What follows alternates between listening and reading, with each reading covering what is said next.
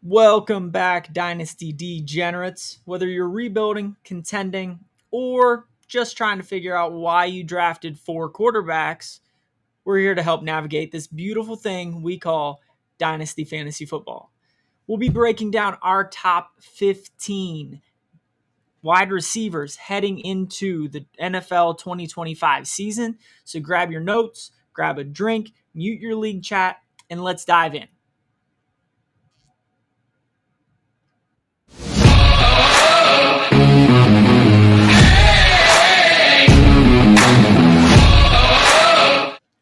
Welcome back to this episode of IDP Plus.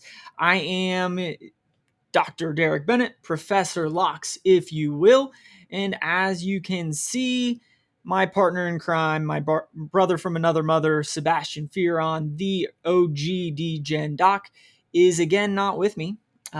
He's off doing I guess doctor things, captain things. I don't know. He keeps himself fairly busy. But in the last episode, we talked about Dynasty Fantasy Football wide receiver or running backs, if you will. Tonight, we're going to be talking about wide receivers. We'll be going from 15 all the way down to 1 for Dynasty Fantasy Football. For those of you that are just now joining us, there's a big difference between Dynasty Fantasy Football and redrafting.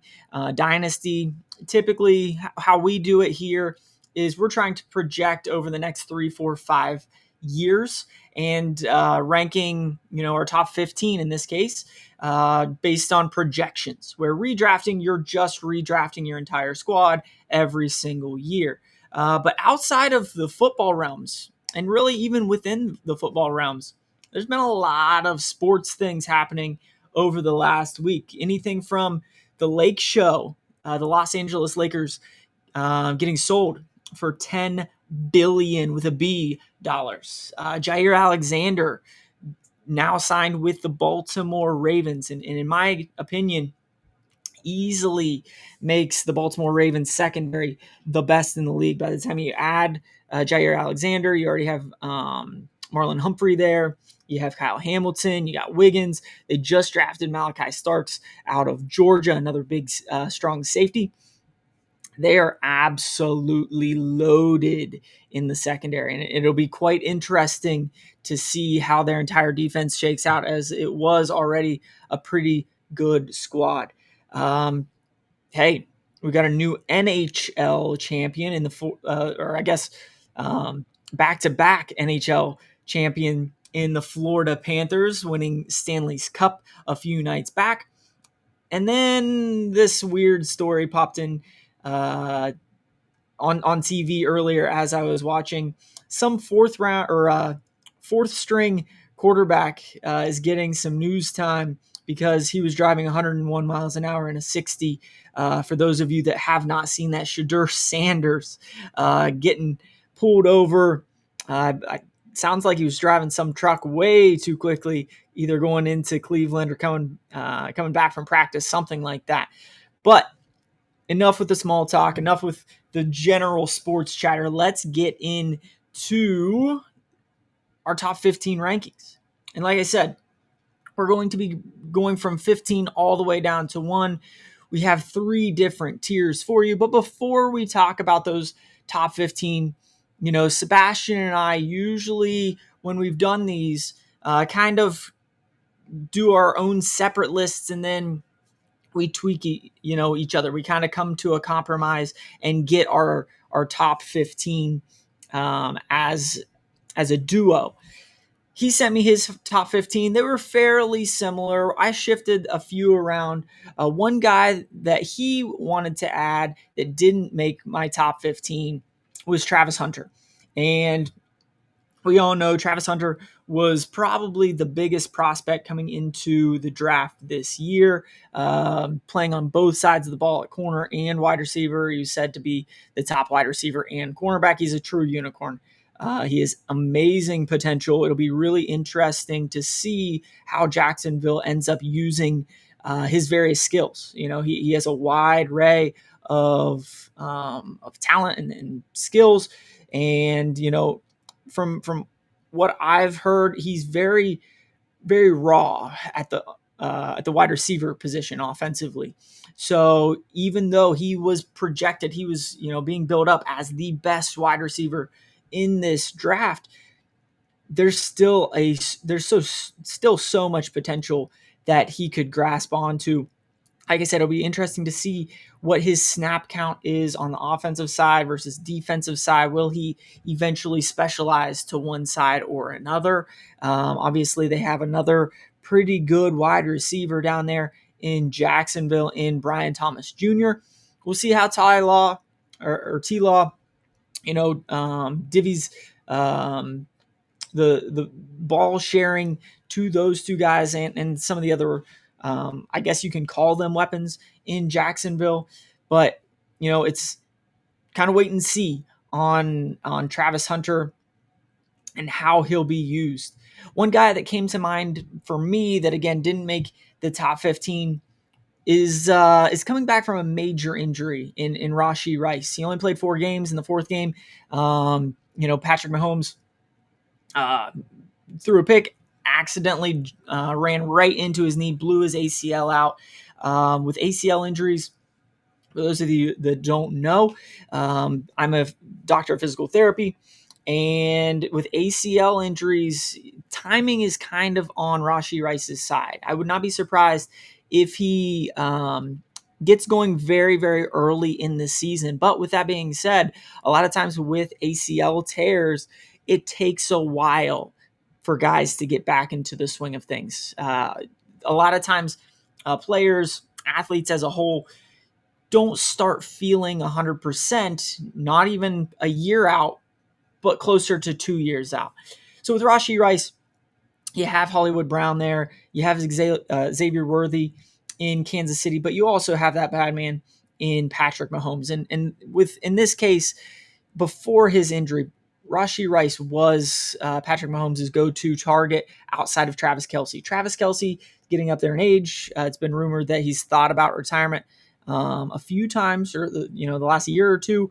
I don't know if he will be playing past this year, and that's why Rashee Rice, as long as he's healthy, and like I said, going into this year, I don't know if he's going to have a huge year, at least in the first half. But coming into the second half of the year and moving forward, he should be pretty set to kind of continue with his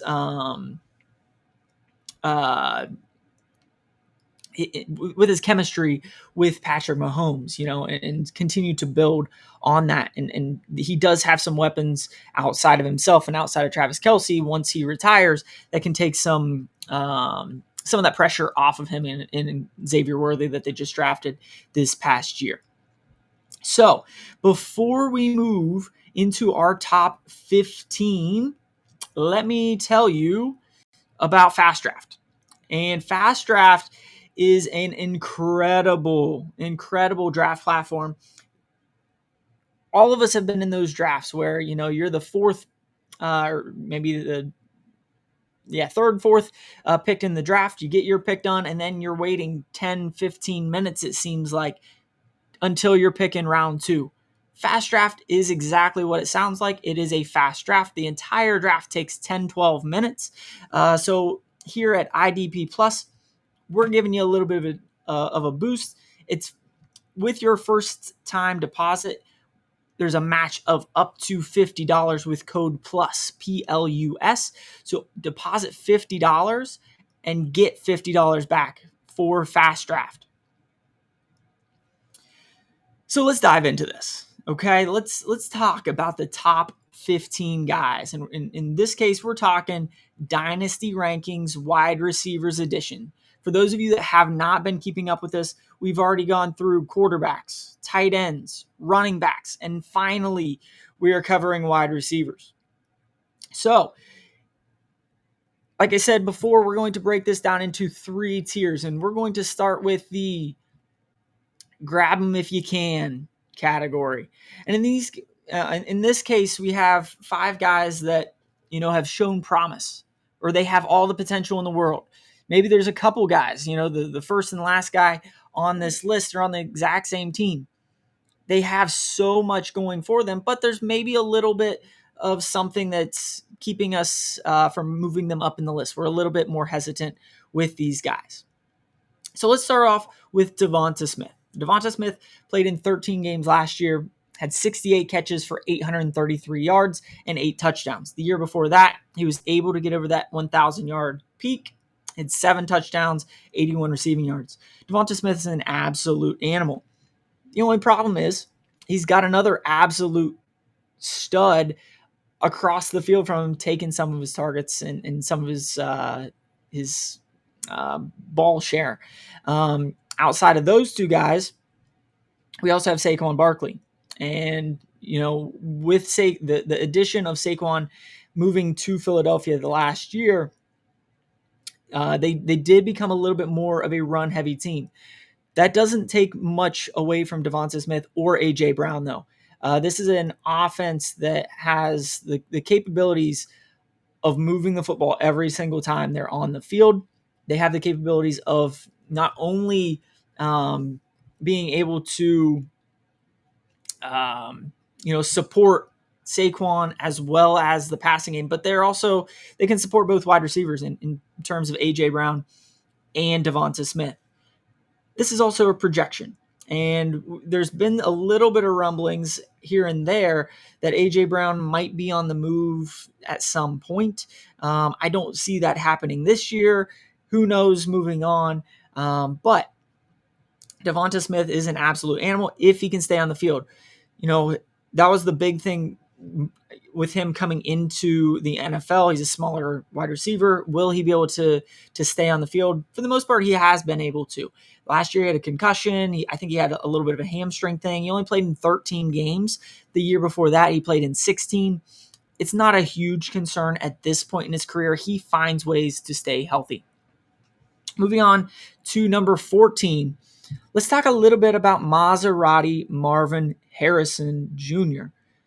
Now, he had his rookie year last year.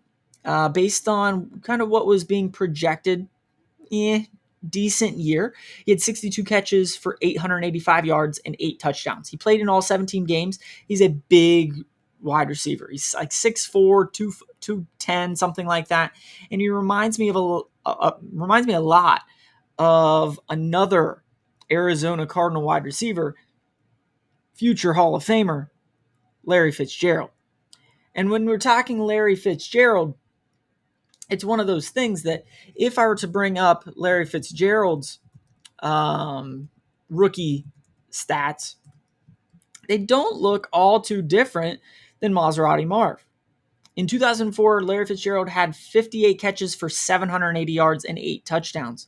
Now, I just said that Marvin Harrison had 62 receptions, 885 yards, and 8 touchdowns. Very, very similar. Now, we have Kyler Murray throwing to Marvin Harrison Jr.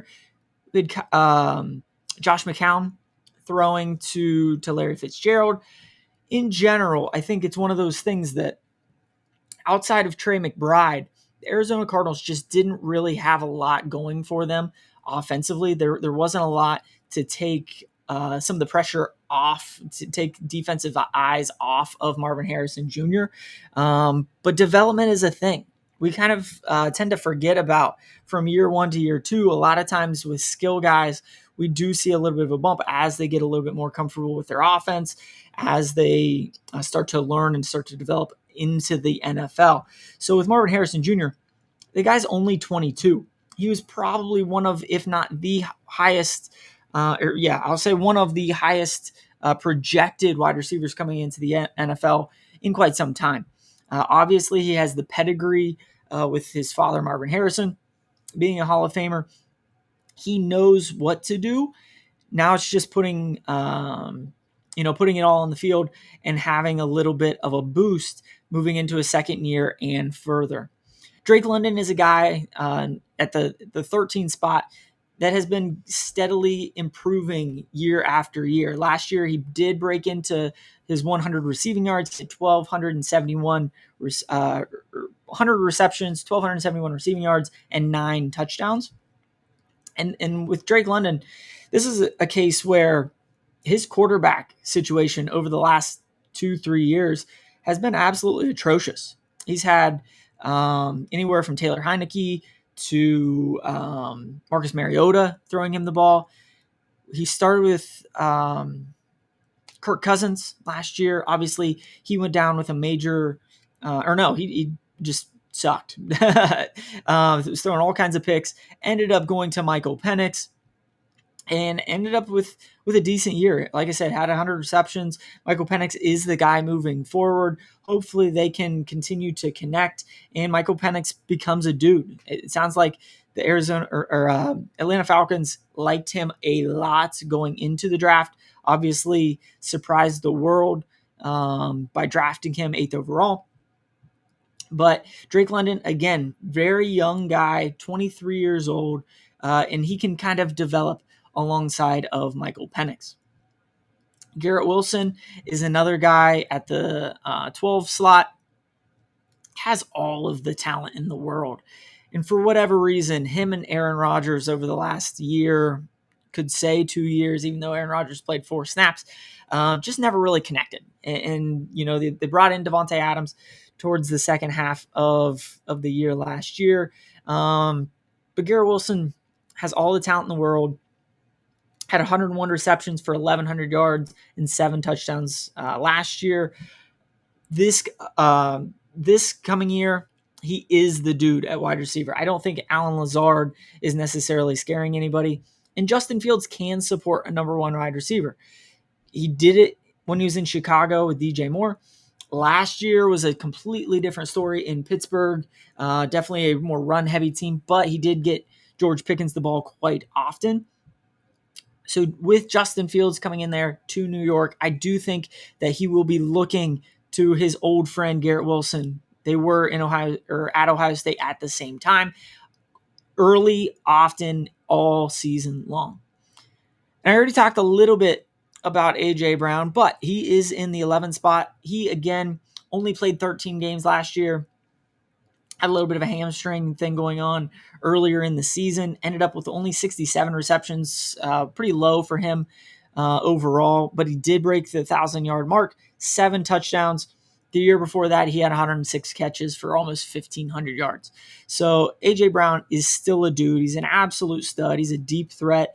And outside of the hamstring injury, he's been able to stay on the field for quite some time. So that really wraps up kind of that third tier, if you will, that 11 to 15 spot. Before we move into the top 10, from 10 down to 6, let me tell you just a little bit about idpplus.com. IDP Plus, we're constantly giving you information out on fantasy football. We now have IDP Plus bets. We're constantly giving you out all kinds of information to increase your chances of bringing home that fantasy football trophy. Make sure to check out the website. There's all kinds of information out there. Grab a subscription early as soon as you can so that you don't miss out on a single thing this offseason. I also have to tell you about the Fantasy Football Expo up there in Canton, Ohio. Get your 2025 Fantasy Football Expo tickets at thefantasyfootballexpo.com. It's this August the 8th through the 10th in Canton, Ohio. Canton, Ohio has the NFL Hall of Fame. It's where the Hall of Fame game obviously is played every single year. Canton's great. There's all kinds of shops and pretty good restaurants around the Hall of Fame, right where the Fantasy Football Expo is held. So check out the new fan packages, and you can join us and other pretty well-known content creators at the NFL Hall of Fame and Village. Okay, now we're moving into the top 10 Dynasty Fantasy Football wide receivers. And we got the rising studs. Most of these guys outside of Nico Collins are only in their first or second year of the NFL, right? So Ladd McConkey, Nico Collins, JSN, Jackson Smith, and Jigba. That name was just too long, so I just shortened it down. Brian Thomas Jr. and Malik Neighbors rounds out 10 to number 6. Let's start off with Ladd McConkey. Ladd McConkey out there in Los Angeles with the Chargers had himself a pretty solid rookie campaign. He played 16 games, had 82 receptions for almost 1,200 receiving yards. He had 7 touchdowns. The cool thing about Ladd McConkey is, outside of him, who's Justin Herbert going to throw the ball to? I mean, they brought back Mike Williams, had a very, very questionable last season. They have Trey Harris, they have Quentin Johnson. He's just never seemed to work out. Obviously, the Chargers are a pretty run-heavy team. They drafted a running back in Hampton. They brought in Najee Harris in the offseason. We know that Jim Harbaugh wants to pound the rock. But at the same time, Justin Herbert is a pretty solid option at quarterback, and he's got to throw the ball to somebody.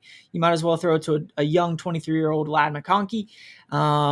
He's been able to stay healthy, and he's pretty diverse in the routes that he can run. He can move inside to the slot. He can stay on the outside.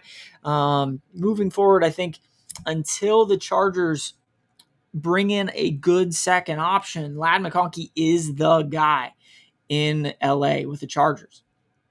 Nico Collins, moving into the 9 hole, is a guy that has just developed a ton of chemistry with CJ Stroud. He's an absolute dog, and can definitely show it. Just needs to stay healthy, and he will continue to produce. Now, the Houston Texans have brought in Christian Kirk in the offseason, who's an aging wide receiver. Christian Kirk is a dude, but again, he's aging. I don't know how well he's going to produce moving forward. You have Tank Dell, who's going to miss the vast majority, if not all, of this upcoming season. So Nico Collins is going to be the guy for CJ Stroud, and they do have quite the connection there already.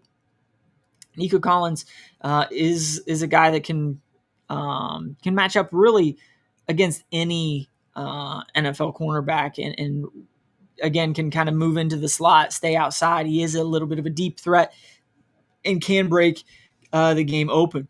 So Nico Collins slotting in there at number 9, moving into his age 26 season. JSN at the number 8 spot, Jackson Smith-Njigba out in Seattle. Holy smokes, did he take a step up this past season. He had 137 receptions for 1,130 yards. He only had 6 touchdowns, but that wide receiver room has been absolutely depleted. Obviously, the big one was DK Metcalf moving on, being traded to the Pittsburgh Steelers. They also lost Tyler Lockett in the offseason. They did bring in Cooper Kupp, which is an interesting play. Obviously, they needed some wide receiver help. But again, Cooper Kupp is a little bit more on the back end of his career. Most likely, he is getting up there a little bit. And Jackson Smith-Njigba took a massive step. Obviously, they're also switching quarterbacks. They now have Sam Darnold in Seattle. And who knows what Sam Darnold we're going to see. Is it going to be the first 15 weeks, Sam Darnold? Is it going to be the last 2 weeks, Sam Darnold? It's hard to say. But if Jackson Smith-Njigba can stay healthy, I think he's a guy that can probably produce in about any type of offense with about any type of quarterback. Moving on to number 7, we have Brian Thomas Jr. He had 87 receptions for almost 1,300 yards and 10 touchdowns in his rookie campaign.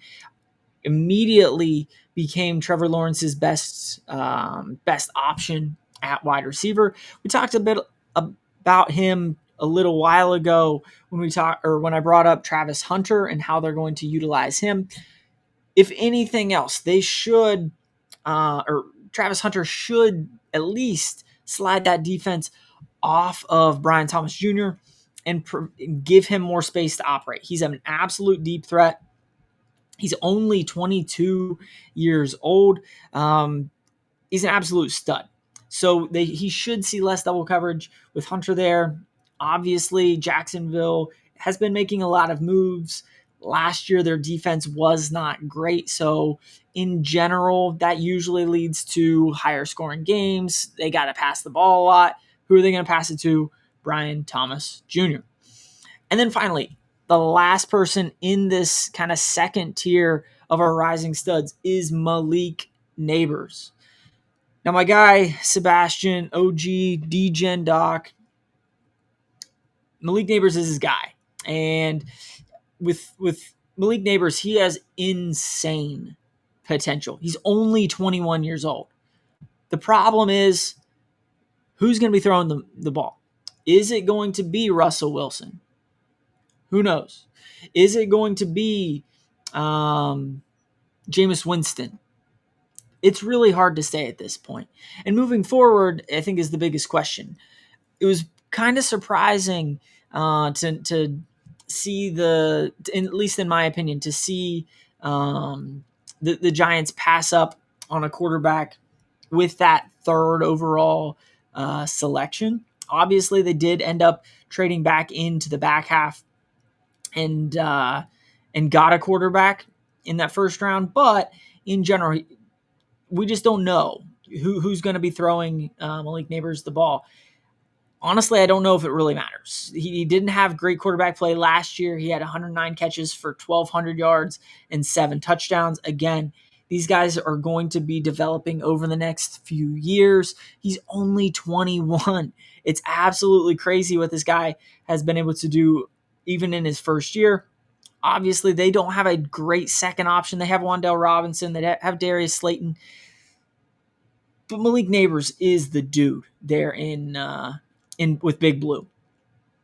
So that wraps up kind of that second tier of rising studs, anywhere from 6 up to 10. Before we get into our top 5 wide receivers, I have to tell you about Bob Lung's Fantasy Football Consistency Guide. So get a leg up on your opponents with Bob's 10th annual edition of his Fantasy Football Consistency Guide for 2025. It's only $15. You can purchase it for a measly $15, and you're going to get that extra leg up, that extra boost when it comes to player consistency from Bob Lung's Fantasy Football Consistency Guide. So, what we've all been waiting for. Who's going to be number 1? Who's going to be number 2? Who's going to be number 5? Our top 5 Dynasty football wide receivers is Amon-Ra St. Brown, CeeDee Lamb, Puka Nacua, Justin Jefferson, and JaMarr Chase is at the top of the podium in this case. So, all of these dudes are absolute studs. And when it comes to all of them, they've been able to show it for quite some time. A lot of times, they're utilized very differently throughout their offenses in general. But let's start with Amon-Ra St. Brown, because there is one question that I have about St. Brown, because outside of this question, the dude is an absolute receptions machine. He had 115 catches last year for almost 1,300 receiving yards, 12 touchdowns the year before that. He had 119 receptions for 1,500 yards and 10 touchdowns. I had him on my team last year. He was an absolute stud. You just set him, forget him on bye weeks. Obviously, switch him out. But, you can't get much better than Amon-Ra St. Brown, especially in a PPR league. Jared Goff looks to him all the time. But like I said, there's one big question. What is life going to look like after Ben Johnson? Now, obviously, Ben Johnson shipped his way up to Chicago, is now their head coach. What's this offense going to look like?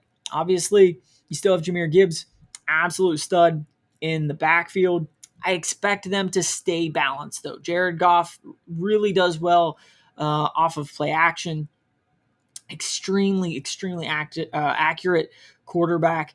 Amon-Ra St. Brown should not see much of a dip, although the offense might be a little bit different after Ben Johnson. Now, moving on to number 4, we have CD Lamb. And CD, again, kind of had a little bit of a dip last year, but obviously he did not have the quarterback that we kind of all expected him to have, throwing him the ball for the better half of the second half of the season. So Dak Prescott obviously went down and didn't play the last, I can't remember, 6 or 8 games, something like that. But CD had himself a pretty good year, had 101 receptions for almost 1,200 yards, 6 touchdowns. The year before that, played all 17 games, 135 receptions for almost 1,800 yards and 12 tuds. CD Lamb, again, is an absolute stud when it comes to PPR. And he has absolute great chemistry with Dak.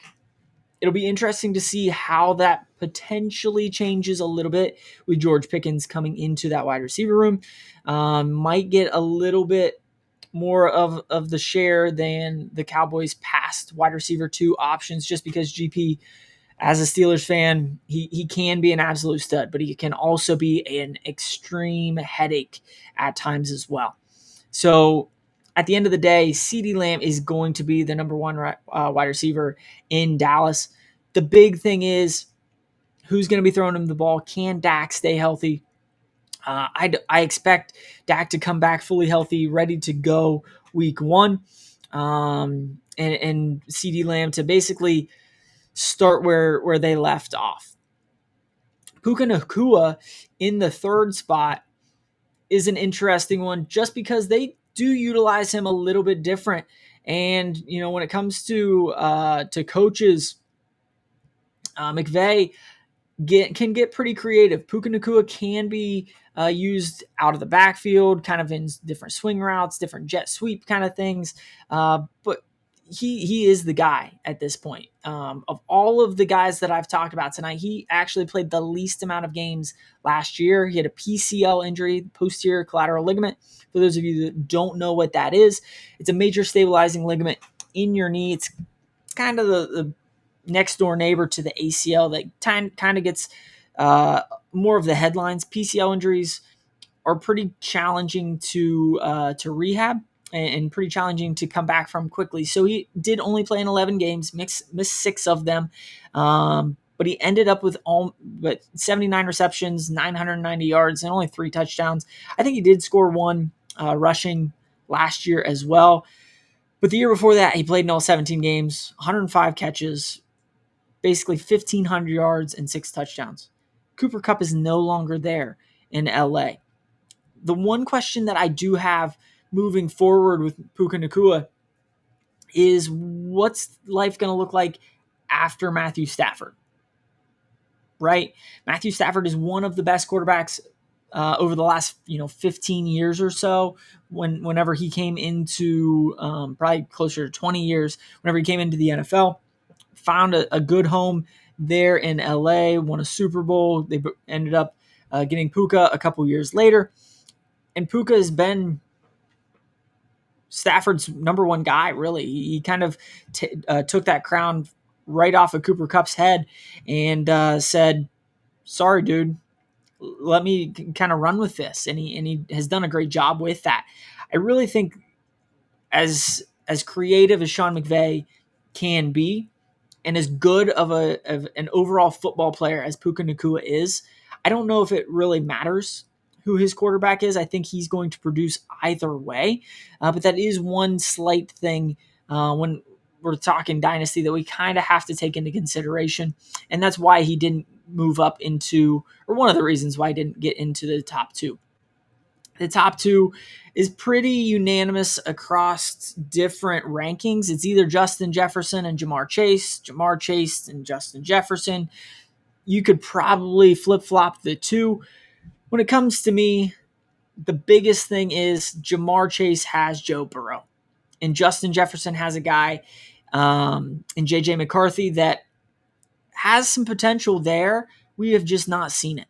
He has not played a regular season NFL game. J.J. McCarthy, when he was at Michigan, did a great job. Such a hard thing for me to say as a Buckeyes fan, but The dude was a winner. Did deliver the ball all over the field, shared it nicely. A lot of times we can kind of think of that as like the game manager. I think JJ McCarthy is a little bit more than just a game manager. He does make things happen. But with Justin Jefferson, I think the biggest question is the quarterback situation. We know what Joe Burrow is. We know who JaMarr Chase is. Obviously, both of these guys have decent second options in T. Higgins and Jordan Addison. It doesn't matter. They both are averaging over 100 yards or 100 receptions a year. Just this past year, Justin Jefferson had 103 catches for 1,500 plus yards and 10 tuds. The year before that, he was battling some injuries. He only played 10 games, but had 68 catches, over 1,000 yards. JaMarr Chase, I believe he won the Triple Crown last year, had an absolutely crazy season with 127 catches, over 1,700 receiving yards, and 17 touchdowns. That's the major difference. You have Justin Jefferson up there in Minnesota with Kevin O'Connell. He had Sam Darnold. Not saying Sam Darnold is a pumpkin, but he was the last couple of games of the season. JaMarr Chase has Joe Burrow. As long as those two guys stay healthy, they're going to be something to be reckoned with for years and years and years to come.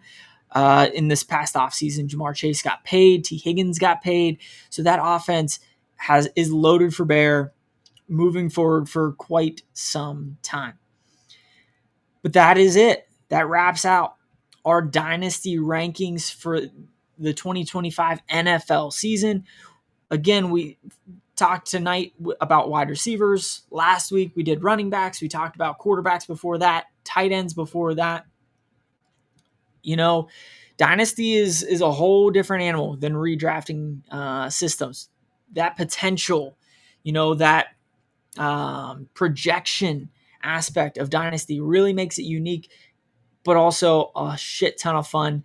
Hopefully you took something away from our rankings because, not always am I right, but I'm right quite often. So, if you have any comments, if you enjoyed this show, please leave a 5-star rating review. Give us all the likes, the follows. Make sure that you check out IDP Plus.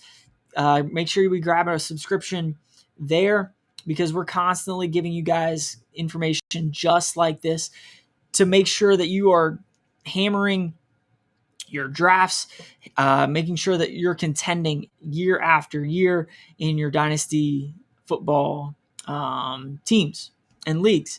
So without further ado, Professor Locks, thank you for listening and take care. Thank you for watching the IDP Plus YouTube network. If you enjoyed this video, give it a thumbs up and don't forget to subscribe to our channel. Be sure to tap the bell icon to get notified whenever we upload new content.